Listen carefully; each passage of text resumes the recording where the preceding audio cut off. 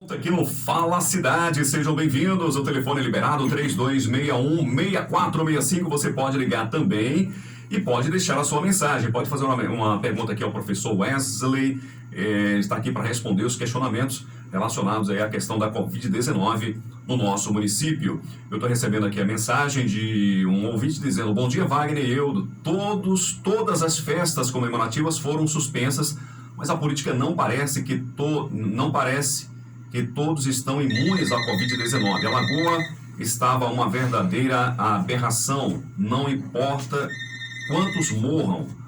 Aqueles jovens que estão ali na Lagoa não sabem o risco que eles podem levar, né, para dentro das suas casas, diz aqui o ouvinte. Patrícia está ouvindo aqui o nosso programa, muito obrigado aí pelo carinho da audiência. O nosso amigo Gerry, que é candidato a vereador pelo PCdoB, está dizendo o seguinte: bom dia, Wagner e Eudo. É lamentável que a cidade viu ontem, no primeiro dia da campanha eleitoral. O cidadão espera dos homens e mulheres públicos um zelo pela vida e não o descaso. Faltou empatia por parte dos promotores do chamado adesivaço de ontem. Não podemos esperar que as pessoas naturalmente se isolem. É papel do Estado regrar a vida coletiva. Os órgãos do município existem para fazer cumprir normas que garantam a boa convivência. Eudo Mendes. Isso aí não é muito novidade, né, Wagner? Não é novidade porque a população, claro, toda regra tem exceção, não aguenta ver uma oportunidade e já vai logo se aglomerando, sem falar que muita gente ficou aí em quarentena e tá louca para correr pro abraço, para fazer festas, etc. E aí quando aparece político dizendo vem pra rua, é claro que o povo, né, com algumas exceções, vai sim. O Simão, né, nosso ouvinte Simão, gostaria de participar, tá na linha. Alô, Simão, bom dia, tudo bem, meu querido? Tudo bem, bom dia ao Domênico, bom dia ao Wagner Ribeiro, bom dia ao nosso professor Inés Pastorowski, o nome dele? Wesley. Wesley, Deus abençoe ele. Ô Wagner, assim, foi um vereador da Cidade Organizado e ele dizia, né, que o Brasil não seria mais o mesmo depois, o mundo não seria mais o mesmo depois do Covid, né? E ontem, com a política, ele estava na rua normalmente, certo? Eu falo para você, eu mantenho a minha palavra, como eu disse antes. Existe a doença, porém, com essa política, foi provado que, assim, vivemos uma longa conveniência. Quando aquilo não convém para a pessoa faz o manso danado para saber se a doença existe. Agora, pegaram a doença e fizeram a politicagem. Você viu que antes, todos os eventos foram suspeitos. Agora, com a política, todo mundo, todos os partidos, não só o de ontem, o MDB, mas todos os partidos fizeram a programação porque foi liberado, assim, a 200 pessoas, né? E eu, final, toda a vida, eu falei que minha vida foi normal. Eu uso a máscara, eu uso o álcool em gel para seguir o protocolo do município, do estado e do Brasil. Mas eu não tenho medo nenhum dessa doença. Sei que a doença existe, não sou Superman, posso pegar, mas tenho certeza que Deus vai me curar, certo? Mas o nosso amigo, seu amigo que faz o programa, nosso Roberto Cabelo, ele pegou a doença e falou. E eu tenho certeza que ele usava todos os protocolos, usava álcool em gel, usava máscara, usava tudo e pegou. Então, assim, fizeram na politicagem da doença, certo? E eu discordo com você, Wagner Ribeiro, quando você disse que em Tapetinga morre uma pessoa a cada 24 horas. Você falou isso semana passada, eu não ninguém, e hoje você falou novamente. Tenho respeito por você, tenho respeito por todo mundo e por todos vocês, mas discordo quando você fala que morre a cada 24 horas uma pessoa com Covid-19. Está morrendo a pessoa que morre. Infelizmente está morrendo. Mas são de outras doenças, infelizmente o pessoal está generalizando tudo para Covid-19, entendeu? Então, pela participação, obrigado aí pela oportunidade por não me intervir e deixar eu falar tudo que eu disse. Valeu, um abraço para vocês, sou o vídeo assíduo do seu programa. Um abraço. Valeu, Simão. 7h41 agora.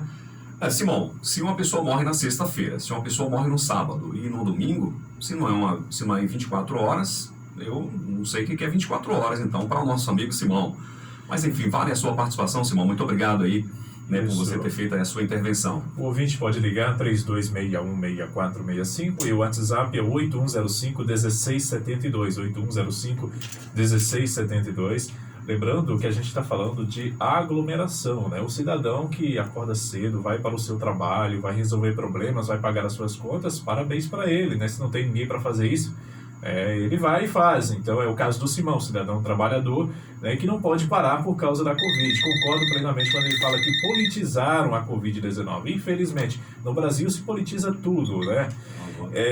Lembrando, ouvinte, que a minha participação tem um oferecimento da Sua Ótica. Atenção, a Sua Ótica completa 5 anos e convida você e sua família para participar de sorteios de 20 prêmios. É isso mesmo, 20 prêmios incríveis. Quer ganhar? Dê um pulinho na Sua Ótica e aproveite as promoções de aniversário. Sua Ótica no centro de Itapetinga, mais precisamente na rua Dom Pedro II, 62. O telefone zap é o 3261-6443. 3261-6443. Sua Ótica, feita pra você. 7h43 agora, vamos para mais um ouvinte na sequência com o professor Wesley. Alô, bom dia.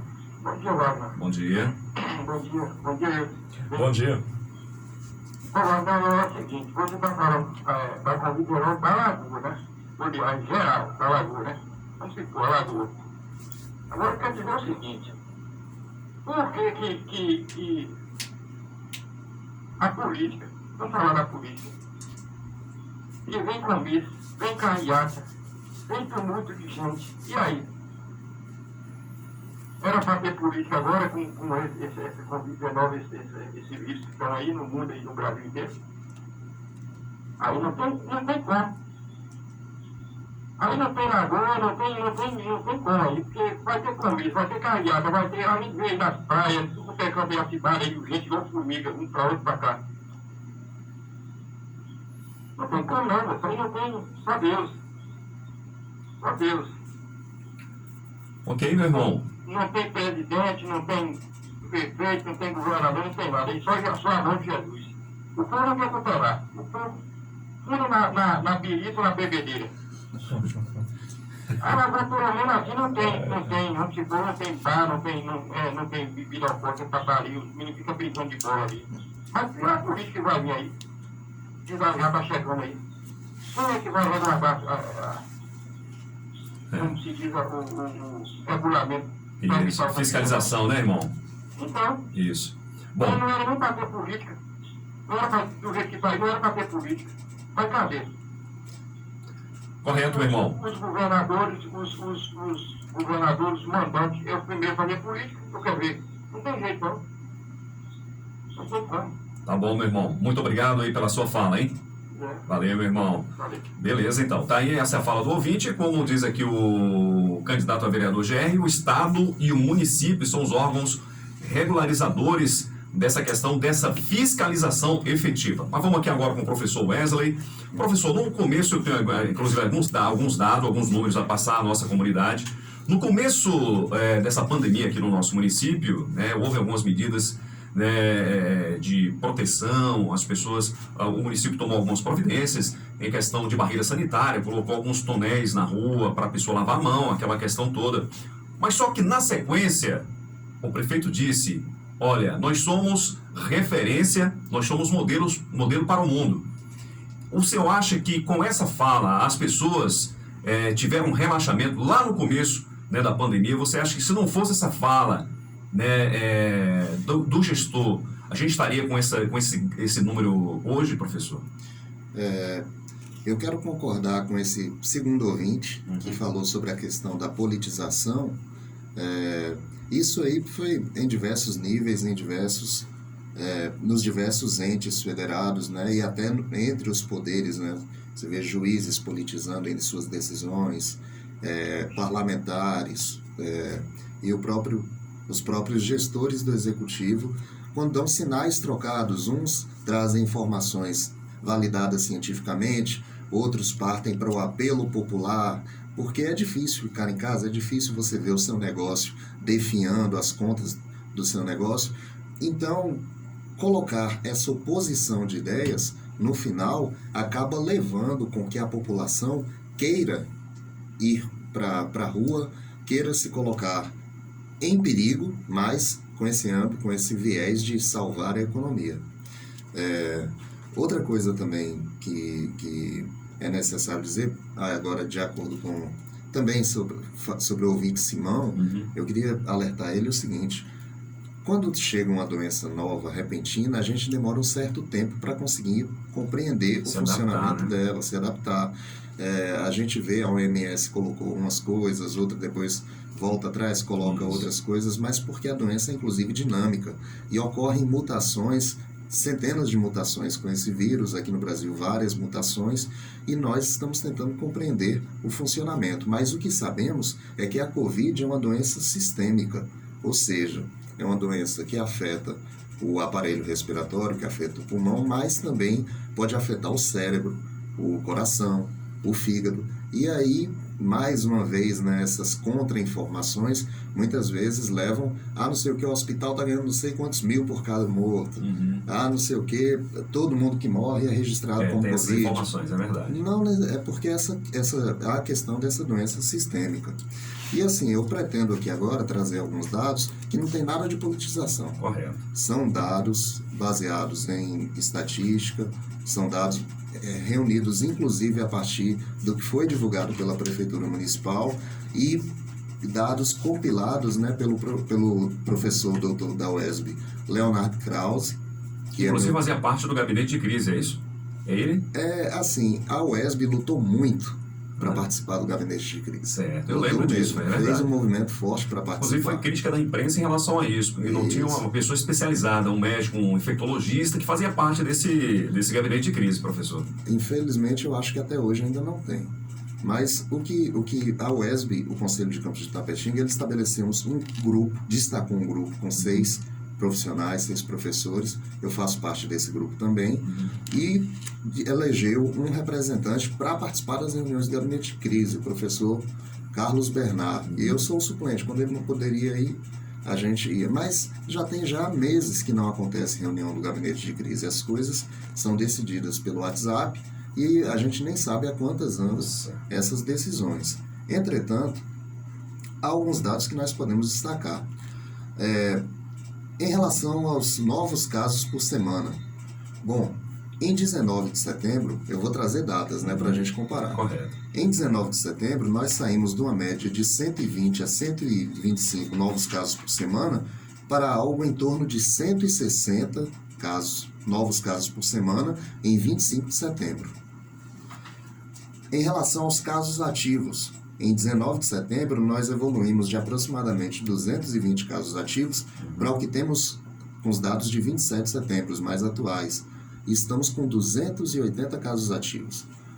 Esse número já foi superado durante a pandemia. A gente já teve mais de 300 casos ativos, inclusive, especificamente, né, quando teve aquele pico da Tabocas, do Lar Laura Carvalho, né? Então, os casos ativos ficaram lá em cima. E talvez voltem a subir, não sei. Mas agora o IF Baiano está realizando uma pesquisa. Uma testagem, né? Inclusive. Uma pesquisa com testagem. Com testagem, com apoio da Secretaria de Saúde em todos os bairros. Me parece que todos os bairros, ou boa parte deles, serão testados. E aí esses números podem se revelar, inclusive, nós poderemos, né? Aliás, as pesquisadoras, a gente tem que elevar o papel da mulher na ciência, né?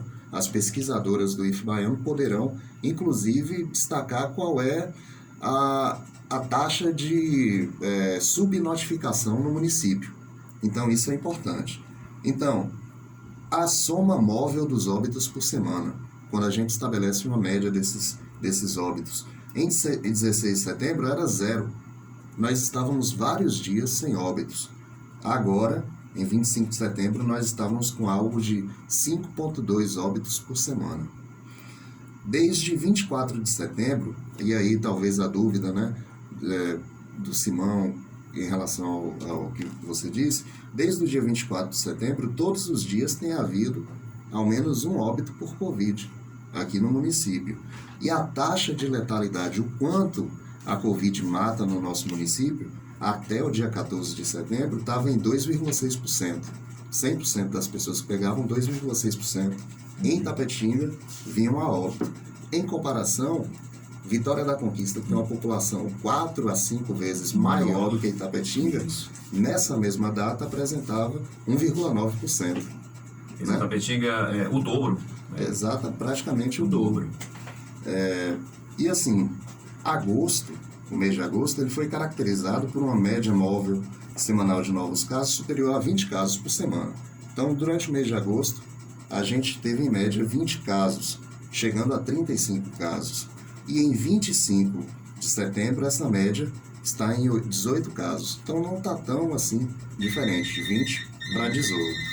E assim, um número que é muito importante é a taxa de reprodução, é a eficiência do vírus em proliferar, digamos assim, em relação à população. Essa taxa de reprodução da infecção em 16 de setembro estava em 0,6 e hoje é 1,1. Hoje, assim, no dia 25 de setembro, 1,1. O que isso quer dizer? Quer dizer que a cada 10 pessoas que se contaminavam em 16 de setembro, elas poderiam vir a contaminar mais 6. Hoje, atualmente, com os dados de 25 de setembro, compilados pelo professor Leonardo Krause, cada 10 pessoas poderiam infectar outras 11. Aumentou, então. Aumentou essa taxa. Então, o vírus está a todo vapor em Itapetinga e nós temos efetivamente que aumentar esses nossos cuidados, aumentar essa nossa atenção. O senhor acha que isso é devido a um relaxamento Com certeza. da população e falta também de uma fiscalização, a falta também do combate através do poder público? Basicamente, o que eu gosto de dizer é que há um tripé. E qualquer desequilíbrio em uma dessas pernas do tripé vai afetar o equilíbrio em relação ao combate à Covid. O que forma esse tripé? A população, a iniciativa privada e o poder público. E aí, poder público, você coloca o que você quiser. Poder público federal, estadual, municipal, os parlamentares. Esse é um tripé. Porque, assim, eu sempre acreditei que o ser humano fosse capaz de pensar por si próprio, colocar, entender as situações, mas há muita questão em relação especificamente à política, há muita paixão. Então, nós brasileiros, infelizmente, muito infelizmente, nós somos um povo que a gente teve historicamente a construção dos heróis da nação. Então a gente sempre teve que olhar para os heróis e na política isso se traduz nos políticos. A gente olha para o exemplo deles e imagina que a gente deva seguir esse exemplo. Então, muitas vezes, ainda que esses exemplos demonstrem irracionalidade, muitas pessoas tendem a seguir essa irracionalidade, infelizmente. Então, se a população não cumpre o seu papel nas medidas protetivas, a utilização do álcool gel, do sabonete líquido, se ela não utiliza a máscara quando sai de casa, se a iniciativa privada, que é outra ponta desse tripé, se ela não obedece às normatizações e se o poder público ele não cumpre medidas, né, para que a taxa de reprodução da Covid-19 diminua, do coronavírus diminua, então, basicamente, o que a gente tende é ao desastre no combate à Covid. Então, cada um precisa cumprir o seu papel nessa tríade. Muito bem, mandar um bom dia para Miguel Bonfim, em Macarani, Jéssica no Primavera. Lembrando que a minha participação tem um oferecimento, ouvinte da Mega Papel e Presente. Promoção, né? Kit de pias R$ 7,99, 5 cabides R$ 4,99, fruteira 3 andares R$ 15,99, banheira infantil R$ 19,99. Papel e presente ao lado da Caixa Econômica, no centro de Itapetinga, e Mega Papel ao lado do Banco Itaú. A professora Letícia está ao telefone, Wagner, e gostaria de participar conosco. Alô, professora, bom dia, tudo bem? Bom dia, tudo bem? Estão me ouvindo? Estamos sim, pode falar. Parabéns a todo mundo que está realizando esse programa hoje, na sala de hoje, e está investindo na nossa divulgação científica da Covid. Eu queria fazer uma participação breve, assim, realmente para fazer uma colocação sobre essa questão da atuação do poder público, como é que está a Covid, porque agora, com a início das campanhas, um pouco mais inclusive, a gente tem percebido que a Covid vai ficando como plano de fundo, né? Vai problemas que vem surgindo no momento mais crucial, né? Que a gente está vivendo. Então, eu estou tocando o Bernardo, estava o agricultor, ela utilizou muito para ter representação no gabinete, né? Para poder estar realmente nessa troca, tá? O executivo. E o que a gente vê hoje, né, o professor Carlos Bernardo, que é a nossa representação do gabinete, escreveu a matéria semana passada no site Aguador, que procurar na internet para encontrar, e falando um pouco sobre a realidade, né, da Covid na Bahia, no Brasil, e a importância do gestor ter responsabilidade, porque quando o professor fala, quando o radialista alerta, né, quando o cientista está falando, não tem o mesmo impacto de quem é o tomador de decisão. Então, se o tomador de decisão toma a postura de agir como se nada estivesse acontecendo, é o que reflete no comportamento da população. Então, o professor Carlos citou, inclusive, né, que diminuirá a caminho do gabinete de crise e tudo. E a gente tem que fazer uma denúncia séria, é o quê? Esse gabinete de crise na prática, ele é um grupo de WhatsApp, né? Um grupo de WhatsApp onde ele, às vezes, o gestor vem com a decisão da tomada informativa que está ali. Eu digo isso porque eu sou um professor, aqui uma vez também no grupo do Ramo, perspectiva, o Enzo que nós estávamos apoiando e tudo, sabe, dos professores. Eu entrei em contato com a assessoria de comunicação da prefeitura para saber das atos desses caminhões, para a gente saber quais são as ações encaminhadas, né, as atitudes, e simplesmente não existem registros. Então, a gente preocupante, mas também não existem as caminhões. Então, toda uma discussão que foi feita, né, que a comunidade está participando, que as representações, isso não existe. Hoje, a Covid em Tapetinga, ela está sendo gerenciada simplesmente, provavelmente, pela vigilância epidemiológica, sem nenhuma gestão municipal, né, sem nenhum monitoramento nos bairros, além do trabalho de pesquisa que o IFE baiano está fazendo, né, para que todo mundo tenha fazer de serviço que participe, que a partir dessa pesquisa a gente vai ter informação sobre a situação da cidade, mas a gestão do município simplesmente deixou de lado tudo que diz respeito, né, à autogestão municipal mesmo da Covid. A gente está percebendo, não tem informações, né, as páginas estão aí cada vez menos dados disponíveis, e a população agora vai passando a vida. Então, assim, situação muito grave, muito triste, é uma situação da pandemia mundial, ninguém esperava passar por isso, e a gente precisa ter responsabilidade, né? Então, vou finalizar minha fala falando isso, porque é uma denúncia que eu tenho feito no ano passado, né, com relação a esse gabinete de crise, que eu entendo que é um desrespeito à vergonha. Então, bom dia a todo mundo, espero que meu colega possa trazer mais informações importantes para a cidade e contribuir com o trabalho dele. Um abraço. Muito obrigado, então, a professora Aildo Mendes. Professora Letícia, muito obrigado, professora. O senhor concorda com a fala da sua colega, professor Wesley? Diretamente. Diretamente, essa foi muito bom. De que realmente o governo realmente deixou de lado. Aliás, acho que desde o começo da pandemia não há assim, uma fiscalização mais efetiva, né, do município e o combate real ao Covid-19.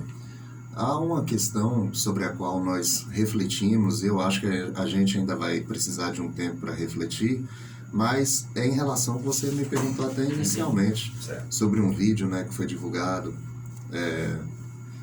colocando Itapetinga como uma cidade modelo em relação ao combate da convivência com a Covid-19. Naquele momento a gente tinha um número de casos incipiente, um número de casos bem baixo.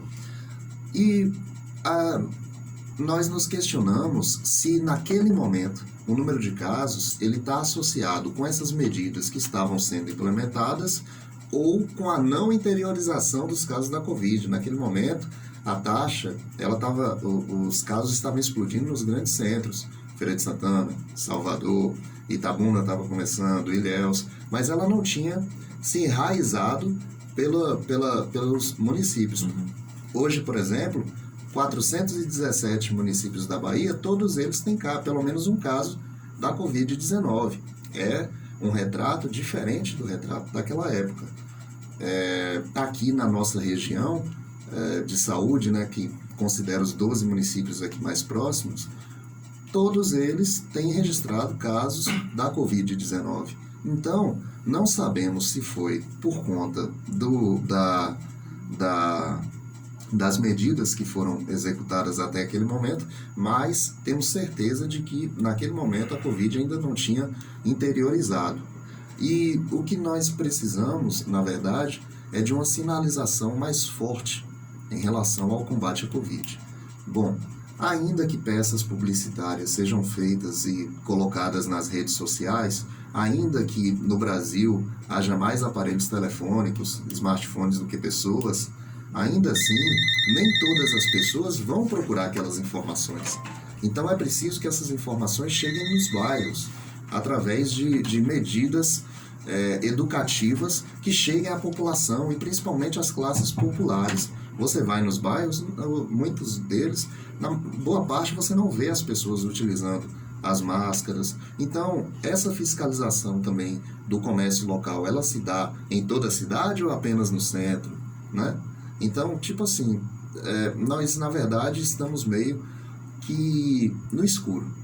Eu, honestamente, espero que a partir dessa pesquisa do IF Baiano que está sendo realizada, essa pesquisa das pesquisadoras do IF Baiano realizada nos bairros, a gente possa ter uma noção maior, uma noção melhor de como ela tem se desenvolvido. E concordo totalmente com a professora Letícia.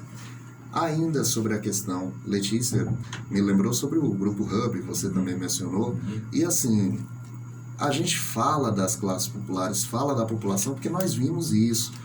O Grupo Hub, né, formado por profissionais da UESB, do IF Baiano, de diversos setores da sociedade, pessoas que se uniram nessa causa para tentar ajudar os outros, distribuiu mais de 4.000 litros de sanitizantes, de álcool gel produzido na UESB, produzido pela Associação dos Produtores de Cachaça de Itarantim, que ajudaram também. Produziu mais de 300 cestas básicas que foram distribuídas para mais de 1.000 pessoas, entre outras medidas tantas, informação, carro na rua, né? Colocou mais de 48 horas de carro de som na rua. Esporte, rádio, né? Entende? Então, essas questões, elas precisam ser colocadas, que a população não aguentou a ausência da atuação do serviço público e ela mesma foi atrás, se manifestou. E nesse quadro, nós precisamos que, em meio à campanha política que começou nesse domingo, né?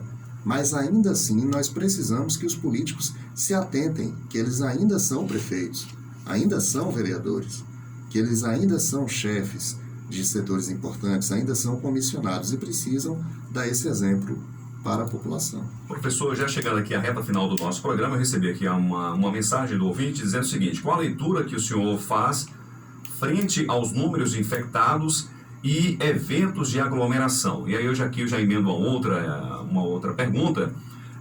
Como combater esse ciclo de morte em uma semana? A gente tem cada 24 horas uma morte e uma outra semana já não se registra morte, sim número de pessoas contaminadas. Como é que o município pode combater isso? E uma outra questão, para a gente finalizar também, se o senhor é a favor de uma testagem em massa, se isso pode resolver, se isso pode dar um contingenciamento para o município, para ele... Porque com essa testagem em massa, normalmente ali o cidadão que vai detectar que está com sintomas, ele vai permanecer em casa. Aquela pessoa não vai disseminar, como o senhor disse ali, de 10 pessoas, contaminar 11. Qual o pensamento do senhor em relação a isso? Certo, eu espero, se eu faltar alguma coisa, você me lembra. Estou lembrando aqui. Então, vamos lá. Como combater a Covid? Que eu acho que vai nesse sentido. Então, nesse momento, o município, o Estado, a União, eles precisam atuar na identificação dos casos. E como se dá essa identificação dos casos? Com a testagem. Então, por isso que eu estou frisando aqui que essa pesquisa das pesquisadoras do IF Baiano é tão importante. Porque a partir da identificação desses casos é possível rastrear os contatos próximos dessas pessoas que foram identificadas como positivo e então, com esse rastreamento das pessoas, aplicar um isolamento nelas, né, para que você diminua essa proliferação, né, e esse avanço agressivo da Covid. Então tem que ter essa mediação. A Covid também, ela não segue assim padrões, digamos, vamos dizer assim, lógicos, em relação a seu crescimento. O fato é que quanto mais pessoas estiverem infectadas, quanto mais pessoas estiverem manifestando sintomas, quanto mais for necessário levar pessoas para a unidade de retaguarda e transferir para a unidade de referência, que é a Vitória da Conquista, ou como nós vimos no mês passado, indo para Salvador de aeronave, para evitar tudo isso, a gente tem que diminuir essa taxa de reprodução do vírus, né? Sair desse 1.1 para baixar para níveis como 0.8, 0.7, que são níveis aceitáveis, Isso. né? Que a gente também vai precisar aprender a conviver com a Covid. Dificilmente a gente vai conseguir cortar ela totalmente. É necessário que a população muitas pessoas acabem pegando esse vírus, né? Desenvolvendo a doença, para que naturalmente a contaminação ela chegue em níveis que não se dê mais.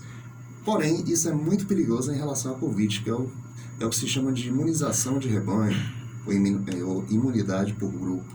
E devido a essa taxa de letalidade, né? Se a gente pensar que de 100 pessoas contaminadas aqui em Tapetinga, 3 possam morrer, então é um número que pode parecer pequeno para os outros, mas para essas 3 famílias não vai ser pouco, né? E assim, em relação, outra coisa também é que a gente tem que se segurar até a produção de vacinas confiáveis. Há quantas anda essa produção de vacinas? São basicamente 4 etapas até que a vacina seja liberada. Então hoje nós temos 27 vacinas na primeira etapa, 14 na segunda etapa, 8 vacinas na fase 3, na terceira etapa, e 3 que foram aprovadas para uso limitado, que são, uma é a chinesa, da CanSino, que é liberada para uso militar, a vacina russa, né, anunciada em 11 de agosto, e outra chinesa, a Sinopharm, aprovada pelos Estados Unidos. Atualmente, 3 vacinas estão na fase 3 e estão sendo testadas no Brasil, que é a vacina de Oxford, que até apresentou problemas lá e teve que parar, né? Teve uma pessoa com reação adversa, a Coronavac e a Pfizer mais BioNTech. Então, a ciência está tentando avançar para trazer uma resposta, mas enquanto isso, nós precisamos segurar essa taxa de contágio, essa taxa de reprodução, para que os nossos sistemas de saúde possam dar conta da demanda. Correto. E sobre a questão aqui com a leitura que o senhor faz em relação aos números de infectados e os eventos de aglomeração, para a gente fechar. Me parece que o governo estadual ele liberou eventos com até 100 pessoas. 100 pessoas, isso. Não é verdade? Uhum. Então, basicamente eu sou contra. Eu acho que, já que vai ter eleição, todos esses eventos deveriam se dar pelas redes sociais. A gente sabe da impossibilidade disso na realidade, mas a gente sabe também da impossibilidade de lidar com um número de óbitos alto. No dia 15 de junho, eu trabalho com divulgação científica nas redes sociais, e eu postei um vídeo onde eu perguntava qual é o número de óbitos que vai causar um trauma em Tapetinga, que vai fazer com que as pessoas acordem para a realidade. E na época, em 15 de junho, eu falava 50, 100... a gente já ultrapassou 50. Quantos mais óbitos serão necessários para que esse tripé funcione? Iniciativa privada, população e gestores públicos, que é colocar na conta da população, a gente está vendo que não está dando resultado. Professor, quero agradecer imensamente aqui a sua participação no nosso programa. Realmente o senhor colocou dados, números, e contra números e dados não tem contrapor. Então, quero agradecer a disponibilidade do senhor, parabenizar pelo Grupo Hub, que está fazendo um excelente trabalho aqui no município, no combate aqui ao Covid-19, parabenizar o professor, parabenizar o ESB, disponibilizou lá o professor Leonardo, é isso, na representação, Carlos Bernardo, os dados fornecidos por Leonardo Krause. Correto, lá no gabinete de crise, que parece que esse gabinete não existe mais, Inclusive, eu fiquei até sabendo, professor, que o professor que estava lá no gabinete, ele acabou até nem participando mais, porque algumas coisas que não estavam condizendo com a realidade do que estava acontecendo no nosso município. Na verdade, o Carlos Bernard, ele tem feito gestões, né, tem feito esforços para que o grupo se mobilize, para que as coisas aconteçam. Quero aproveitar para agradecer, né, ao Eudo, agradecer a você, Wagner, pela oportunidade, A gente agradece, colocar à disposição, estamos aí sempre que for necessário. Muito obrigado a todos, obrigado ouvintes. Obrigado, então, professor, muito obrigado mesmo, um abraço lá para todo mundo na UESB, também para o Grupo Hub. Eudo Mendes, vamos embora, tá chegando aí o Roberto Alves e o Play Hits.